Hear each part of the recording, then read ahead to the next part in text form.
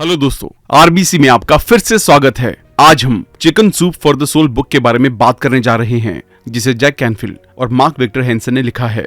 जब भी आप सर्च करेंगे कि आज तक की सबसे ज्यादा फेमस और must read self help book या सेल्फ इंप्रूवमेंट बुक कौन सी है, तो आप पाएंगे कि इस बुक का नाम टॉप पर है। इस बुक की आज तक 100 मिलियन से ज्यादा कॉपीज बेची जा चुकी हैं, जो कि इस जॉनर में सबसे ज्यादा है। क्योंकि इस किताब में बहुत सी कहानियां हैं, तो हमने ये डिसाइड किया कि क्यों न इस किताब को एनिमेटेड वीडियो के जरिए समझने की कोशिश करते हैं। ऑथर बताते हैं कि एक बार उनका एक दोस्त सनसेट के टाइम एक सुनसान मैक्सिकन बीच पर टहल रहा था। जब वो टहल रहा था, तभी उसे दूर एक और आदमी दिखाई दिया। जैसे जैसे वो उस आदमी के करीब आया, उसने देखा कि वो वहीं का रहने वाला नेटिव आदमी था, जो नीचे झुककर कुछ उठाकर पानी में फेंक रहा था। वो बार बार उस चीज को समुद्र में फेंकने की कोशिश कर रहा था। जैसे ही ऑथर का दोस्त उस आदमी के और करीब आया, उसने देखा कि वो आदमी स्टारफिश उठा रहा था, जो बीच पर आ गई थी और वो उसे दोबारा पानी में फेंक रहा था।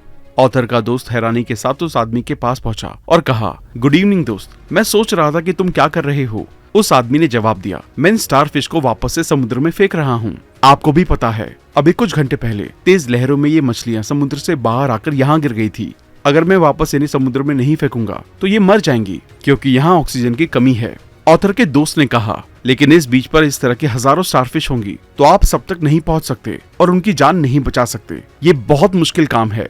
तो ऐसे में क्या आपको नहीं लगता कि ऐसा करके कोई खास फर्क नहीं पड़ेगा? उस आदमी ने मुस्कुराते हुए दूसरी स्टारफिश उठाई और उसे समुद्र में फेंकते हुए बोला, इस एक से थोड़ा तो फर्क पड़ेगा और मेरे दिल को खुशी होगी कि मैं जो उनकी मदद के लिए कर सकता था, वो सब मैंने किया।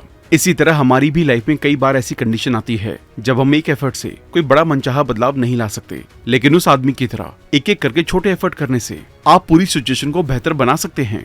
इस बुक से हम इसी तरह की इंस्पिरेशनल और मोटिवेशनल कहानियों के बारे में जानेंगे। अमेरिका के 2 सबसे ज्यादा पसंद किए जाने वाले इंस्पिरेशनल स्पीकर्स ने अपनी इकट्ठा की गई कहानियों में से सबसे अच्छी को इस बुक में बताया है, जिन्होंने हर जगह लोगों के दिल को छुआ है।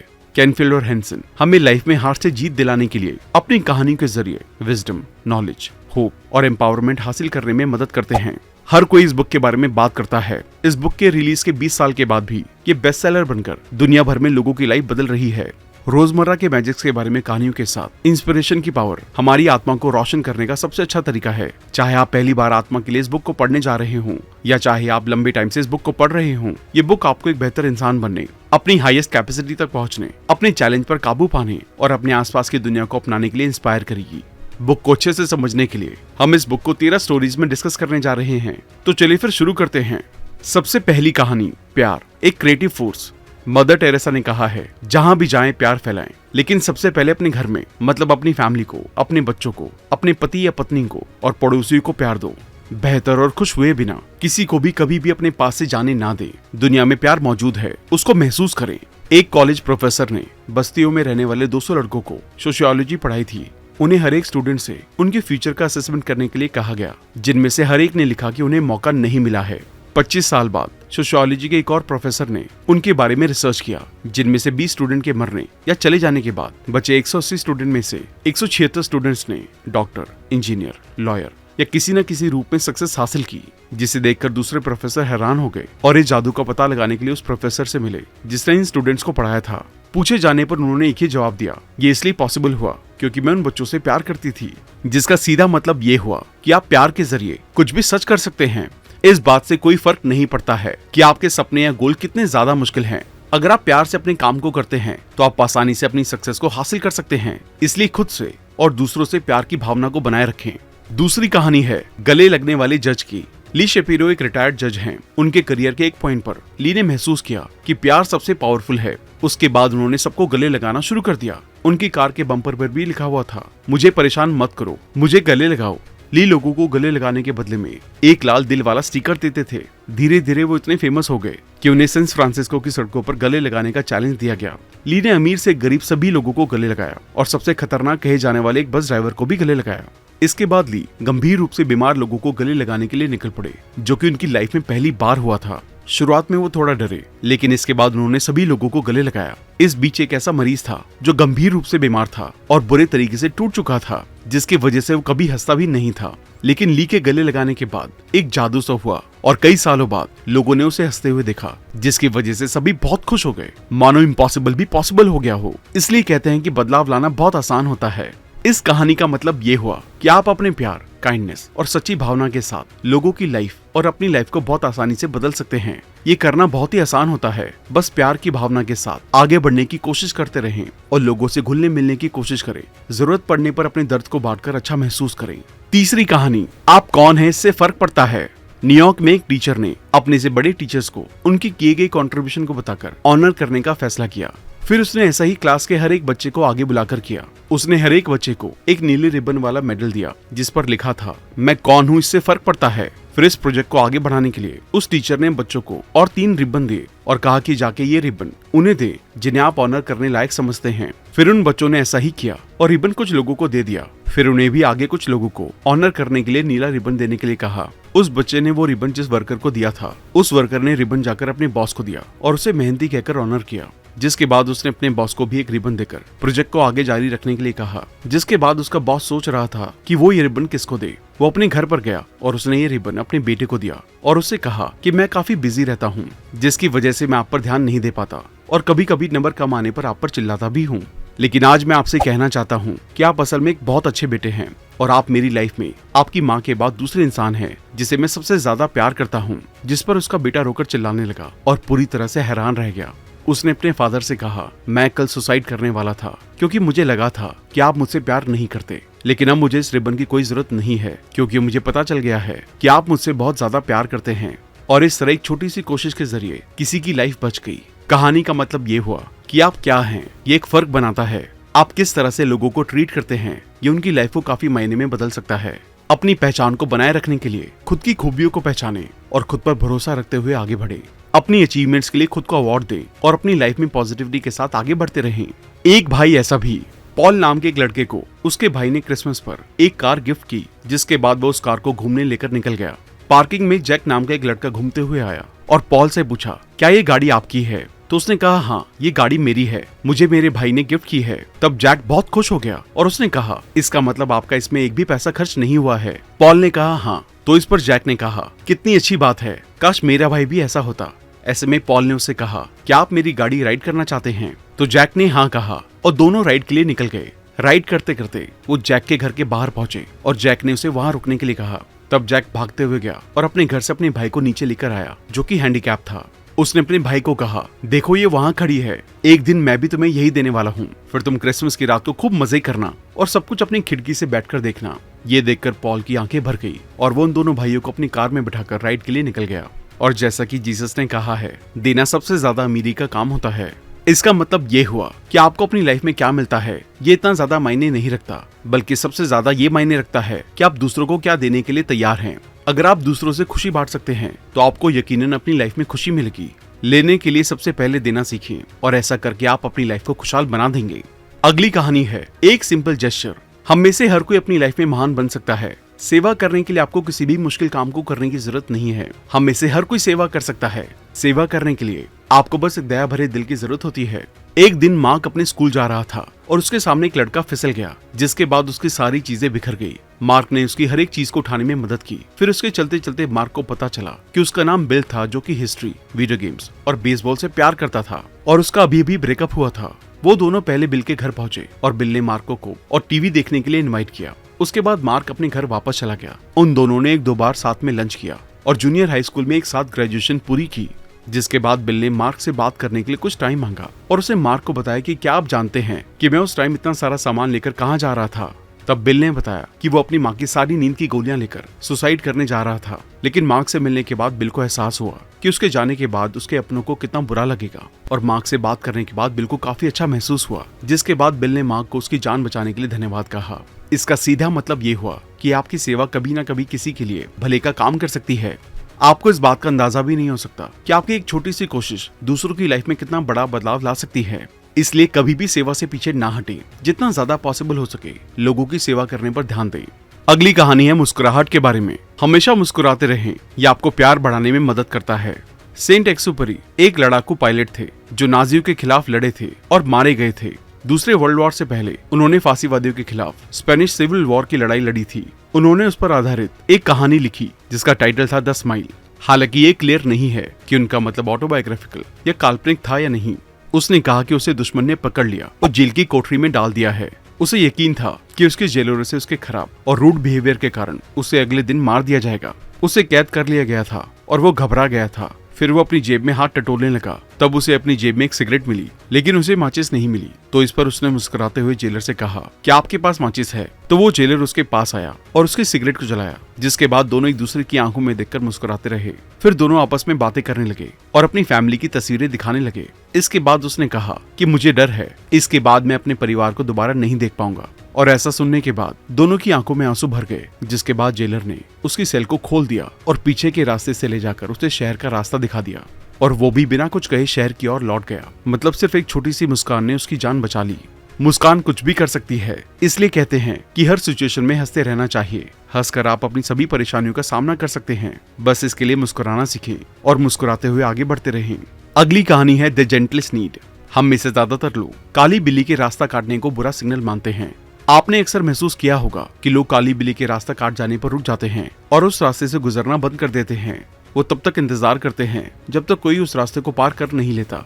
लेकिन इसके साथ ही जब आप किसी बिल्ली को पाल लेते हैं तो आप उस बिल्ली का बहुत ज्यादा ध्यान रखते हैं और उसके गुस्से को शांत करने के लिए उसको सहलाते हैं। यहाँ तक कि आप उसे अपनी गोद में भी बिठा लेते हैं। बिल्ली गुस्से में गड़गड़ाती है और अगर आपने उस बिल्ली को पाल रखा है तो आप यकीनन उसके गुस्से को शांत करने की पूरी कोशिश करेंगे। ठीक इसी तरह बच्चे भी होते हैं। बच्चे भी छोटी छोटी बातों पर नाराज हो जाते हैं और आपको गुस्सा दिखाते हैं। कई बार उनको समझना मुश्किल हो सकता है, लेकिन उनको सिर्फ आपके प्यार की जरूरत होती है। जब आपका बच्चा आपके सामने उदास या गुस्से में हो तो उसे अकेला छोड़ने या गुस्सा दिखाने की बजाय उससे प्यार से बात करें और जितना हो सके उसके साथ रहकर उसकी परेशानी को दूर करने में उसकी मदद करें। ध्यान रखें, प्यार और सपोर्ट बच्चों की सबसे कोमल जरूरत होती है, इसलिए अपने बच्चे को प्यार से समझने की पूरी कोशिश करें। अगली कहानी है पपीज फॉर सेल के बारे में। एक स्टोर के मालिक ने अपने दरवाजे के ऊपर पपीज फॉर सेल नाम का एक पोस्टर लगाया हुआ था। ये बच्चों को उन पपीज की तरफ अट्रैक्ट करने का सबसे अच्छा तरीका था, जिसको देखकर एक बच्चा उनके पास गया और पूछा कि आप इन पपीज को कितने में बेचने जा रहे हैं। मालिक ने जवाब दिया, 30 से 50 डॉलर में। छोटे बच्चे ने अपनी जेब से $2.37 निकाले और उससे कहा, क्या मैं पपी को देख सकता हूँ? इस पर स्टोर का मालिक मुस्कुराया और उसने पपीज को बाहर बुलाया, जिनमें से एक पपी बहुत धीरे चल रहा था। उस बच्चे ने उस पपी को तुरंत बाहर निकाला और पूछा कि इस पपी को क्या हो गया है, जिस पर स्टोर के मालिक ने बताया कि उस पपी के पास हिप सॉकेट नहीं है, जिसकी वजह से वो पपी हमेशा लंगड़ा ही रहेगा।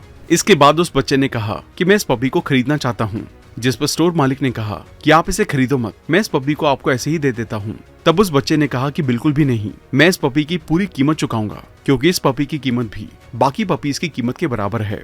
उस बच्चे ने कहा कि मैं आपको $2.37 और 50 सेंट हर महीने दूंगा। दुकान के मालिक ने उससे पूछा, क्या आप सच में इस पपी को खरीदना चाहेंगे? ये बाकी पपीज की तरह कभी भी तेज नहीं दौड़ पाएगा।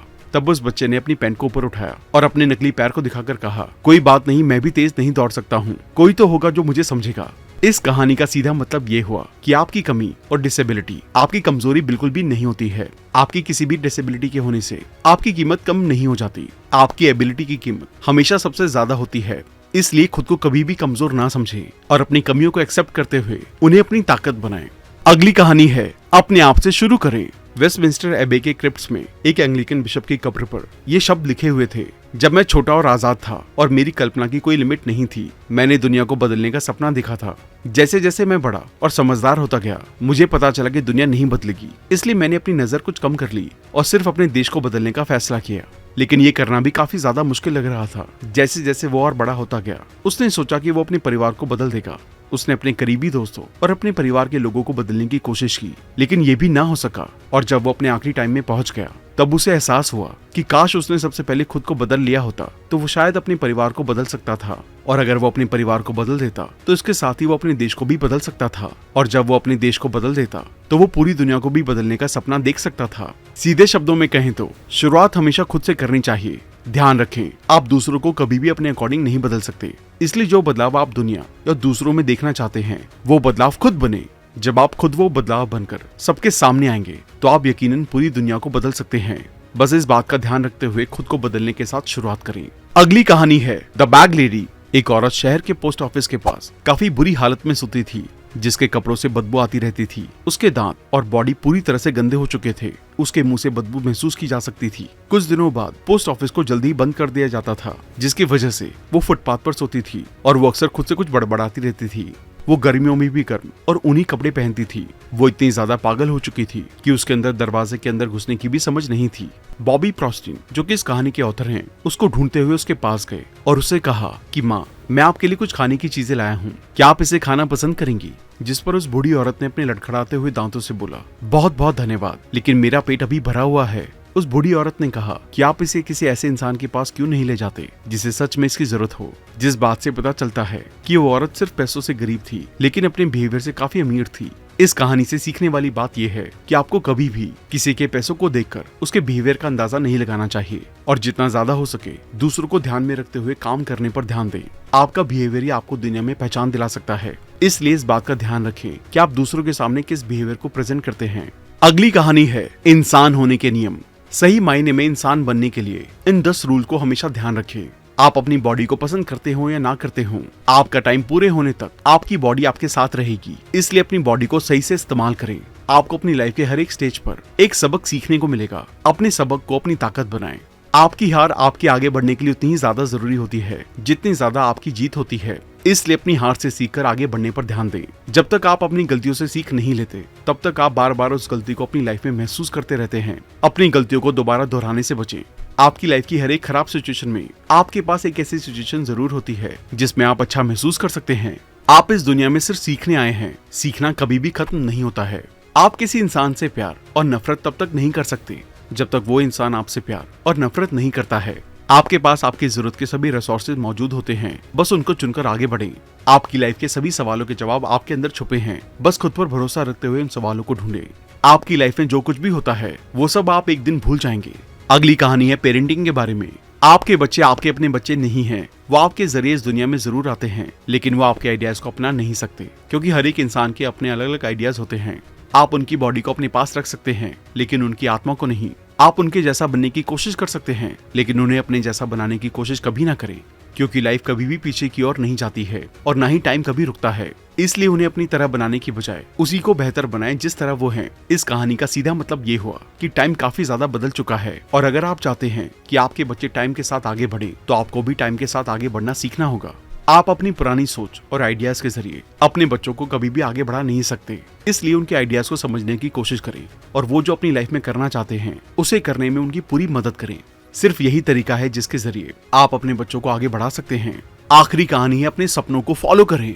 जैक का एक दोस्त है जिसका नाम मोंटी रॉबर्ट्स है, जो कि सैन सिद्रो में घोड़ों के खेत का मालिक है। उसने जैक को उसका घर इस्तेमाल करने के लिए दिया था। मोंटी के पिता शुरुआत में घोड़े के ट्रेनर थे और उसका करियर उससे काफी अफेक्ट हुआ था। उस टाइम जब उसका पेपर आया तो उसमें अपने सपने के बारे में लिखना था, जिसमें उसे बताना था कि वो क्या बनना चाहता है। उसने 7 पेज का पेपर लिखा जिसमें उसने लिखा था कि वो घोड़े के खेत का मालिक बनना चाहता है। वो सब कुछ बहुत ही डिटेल में लिखा हुआ था और जब रिजल्ट आया तो उस पर फेल लिखा हुआ था। टीचर ने उससे कहा कि मुझसे आकर मिलो। मोंटी ने टीचर से पूछा कि मुझे फेल क्यों किया गया है। तब उसके टीचर ने जवाब दिया कि तुम्हारे जैसे मामूली लड़के के लिए ये सपना बिल्कुल इम्पॉसिबल है। तुम्हारे पास पैसे भी नहीं है और तुम्हें अपने सपने को पूरा करने के लिए बहुत ज्यादा पैसों की जरूरत होगी और इस सपने को कभी भी तुम पूरा नहीं कर सकते। टीचर ने उससे कहा कि अगर तुम पेपर में ऐसे गोल लिखोगे जिसे तुम पूरा कर सकते हो तो मैं तुम्हें पास कर दूंगा। मोंटी अपने घर गया और फिर सोचने लगा और काफी सोचने के बाद उसने फैसला किया कि वो अपने सपने को पूरा करेगा। उसने अपने टीचर से कहा कि आप मुझे फेल ही रखिए, मैं अपना सपना पूरा करूंगा। और कुछ सालों बाद ठीक ऐसा ही हुआ, जिसके बाद टीचर ने उससे इस बात के लिए माफी भी मांगी कि मैंने कई बच्चों का सपना छीना है। कहानी से हमें सीख मिलती है कि हमें कभी भी दूसरों की राय मानकर अपने सपनों से पीछे नहीं हटना चाहिए। आप अपनी लाइफ में जो कुछ भी करना चाहते हैं उसे करने का पूरा भरोसा बनाए रखें और तब तक काम करते रहें जब तक आप अपने सपने को पूरा नहीं कर लेते। आपका भरोसा और कड़ी मेहनत एक दिन आपके लिए कामगार साबित होगी और आपके हर एक सपने को सच करेगा। तो दोस्तों, आइए अब सीखे हुए लेसन को एक बार दोहरा लेते हैं। लाइफ में आगे बढ़ने के लिए अपनी प्यार की भावना को बनाए रखें, अपने और दूसरों के दुख दर्द को बांटना सीखें, अपनी अचीवमेंट्स के लिए खुद को अवार्ड दें और अपनी लाइफ में पॉजिटिविटी के साथ आगे बढ़ते रहें। लेने के लिए सबसे पहले देना सीखें। ऐसा करके आप अपनी लाइफ को खुशहाल बना देंगे। कभी भी सेवा करने से पीछे ना हटें। जितना ज्यादा पॉसिबल हो सके लोगों की सेवा करने पर ध्यान दें। अपनी लाइफ की सभी परेशानियों का सामना मुस्कुराहट के साथ करें। अपने बच्चे को प्यार से समझने की पूरी कोशिश करें। अपनी कमियों को एक्सेप्ट करते हुए उन्हें अपनी ताकत बनाएं। अपनी लाइफ या दुनिया में बदलाव लाने के लिए शुरुआत खुद को बदलने से करें। पैसों से अमीर बनने के साथ साथ दिल से अमीर बनने पर भी ध्यान दें। सही मायने में इंसान बनने के लिए 10 रूल्स को हमेशा ध्यान रखें। अपने बच्चों को आगे बढ़ाने के लिए उनके आइडियाज को समझने पर ध्यान दें और उनके काम में हमेशा उनका सपोर्ट करें। अपने खुद के सपनों को पूरा करने पर ध्यान दें। तो दोस्तों, इस बुक से हमने कई इंस्पिरेशनल और मोटिवेशनल कहानियों के बारे में जाना, जिन कहानियों से सीख लेकर आप अपनी लाइफ में आगे बढ़ सकते हैं। आपको सबसे अच्छी कहानी कौन सी लगी जिसको आप जिंदगी भर याद रखेंगे? हमें कमेंट करके जरूर बताएं। जल्दी मिलते हैं और भी बेहतरीन वीडियो के साथ। Thank you so much.